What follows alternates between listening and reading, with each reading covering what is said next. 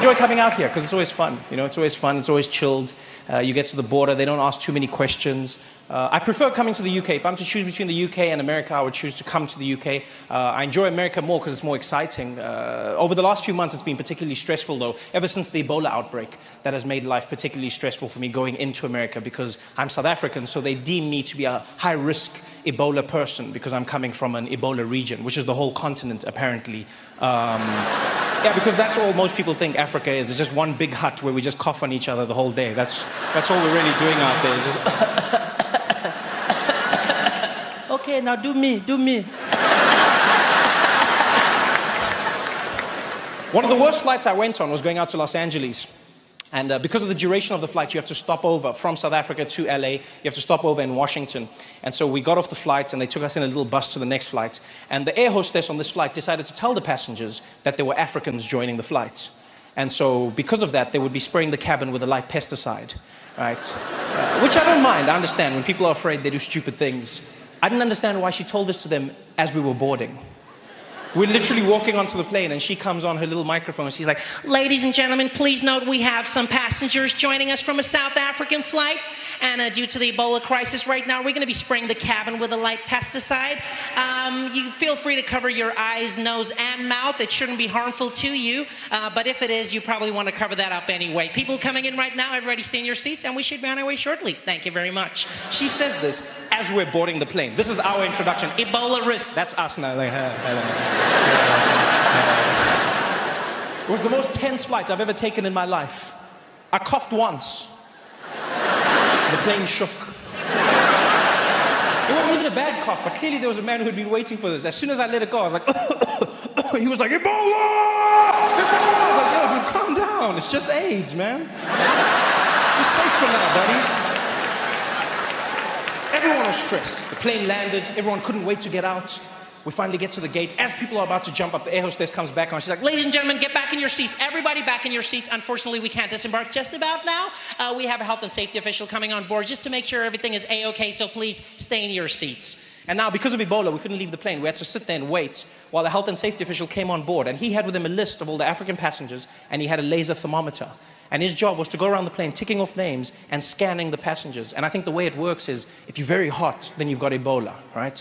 So he walks around, scanning people, ticking names, walks down the plane, gets to where I'm seated, scans some passengers next to me, looks at me, looks at the list, looks back at me, and then he's like, "Nah." And he walks away.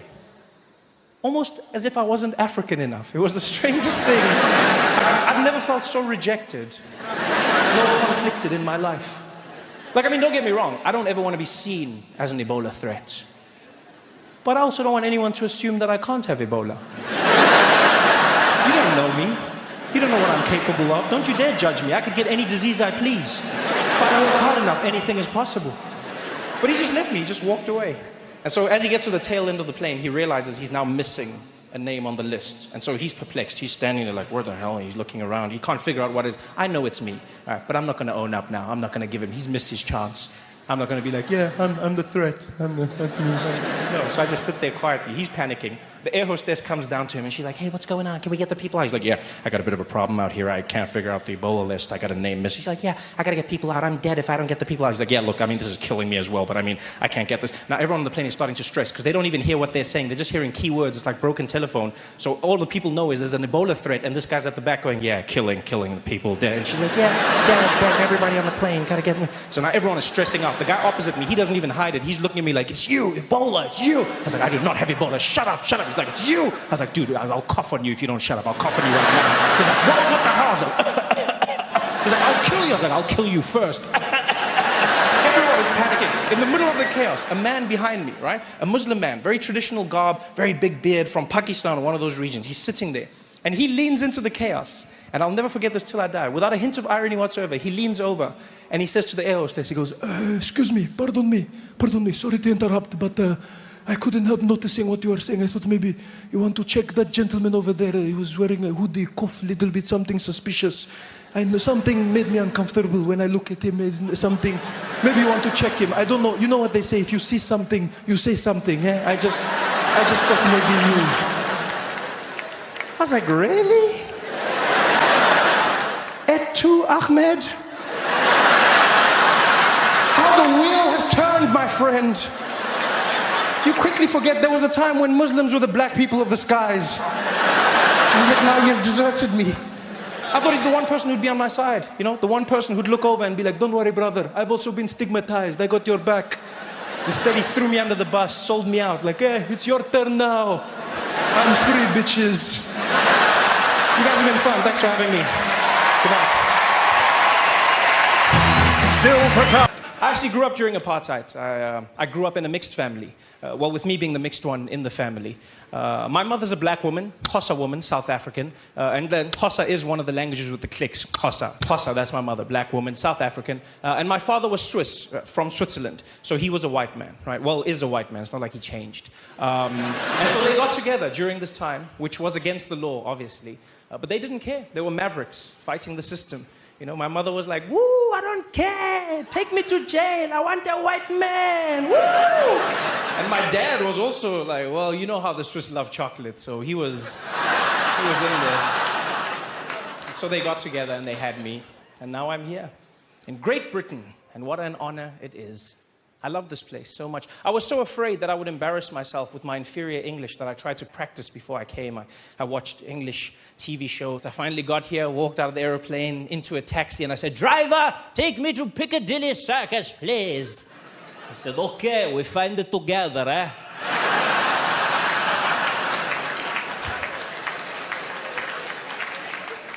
I don't ride in the taxis anymore. I prefer your trains when they're working. I genuinely enjoy them. I've never seen a train system so delayed in my life. I don't know what you make your trains out of, but you need to change it. Like, the one day I was on the platform and they said, ladies and gentlemen, the train will be delayed due to the heat. That's what they said. The train will not be moving because, what do you mean the heat? What has the heat done to the train? What, can the driver not touch it? Is it too hot? What has happened here? Oh yeah, can't touch it, can't get in, it's too hot. I've got to wait for a bit, it's going to be delayed. I love it out here. I love walking around in London. That's all I do. People always tell me to see the sights and sounds. Have you seen Big Ben? Have you seen the tower? I just want to walk. Because I don't get to walk much in South Africa, where I'm from. You know, I mean, you can walk. It's just it'll probably turn into a run. It's a lot more exciting. Right? And that's partly because of the crime, right? Not to say we have lots of crime. It's just that we have crime. You know, whereas here in the UK, you don't have crime, which is fantastic. I mean, you say you've got crime, but I've seen it. It's not crime. It's like, it's cute crimes, but it's not crime. It's just like you can't call it crime when your police don't have guns. Let's be honest. It's a different world. I've never felt this safe in my life. Genuinely. I know this because the other day, by mistake, I walked into an alley. Yeah. I haven't walked into an alley in over 11 years, people. And yet I did it in London. I was on my phone, didn't pay attention, walked into an alley. And I walked out the other side and my life hadn't changed. I was so excited, I ran back in. Alley! Alley! After a while, it wore off, though. So the next day when I went back, I made sure I had a wallet full of money. I just wanted to feel vulnerable, wanted to feel alive. Walked in, they're like, I'm in an alley. I'm in an alley with my money. I'm in an alley. And still, I wasn't scared. Yeah. The people in the alley were terrified, though. I felt so bad for them. So I robbed them. And if not, why not? I joke about the crime, but that's not all we have in South Africa. South Africa is a beautiful country. Crime is one of our problems. It breaks my heart when people make it seem like that's all we have. I met a man in London recently who said, so are you from South Africa? I said, yes, I am. He said, you know what your problem is in South Africa? You know what your problem is? Yeah, you got too much crime. Yeah, it's crime and those vuvuzelas. That's your problem. But he said it in the same sentence, crime and vuvuzelas. Like the two are equally plaguing my nation. Like people are running around every day shooting each other. It's like, hey!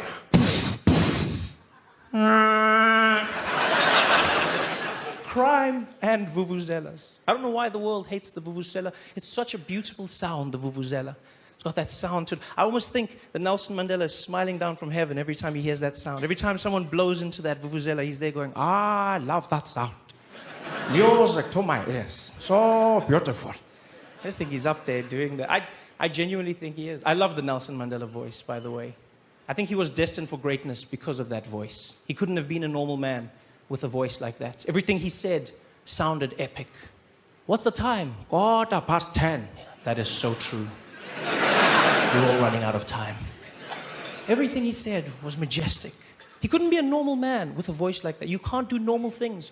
You know, what are you in the shops? And some hobnobs, please. You can't do that. And that's why he was so great.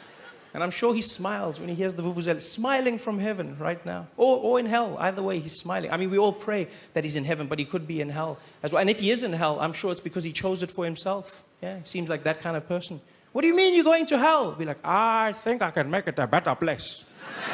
Just give them a chance. You guys have been fantastic. Thank you very much for having me. Good night.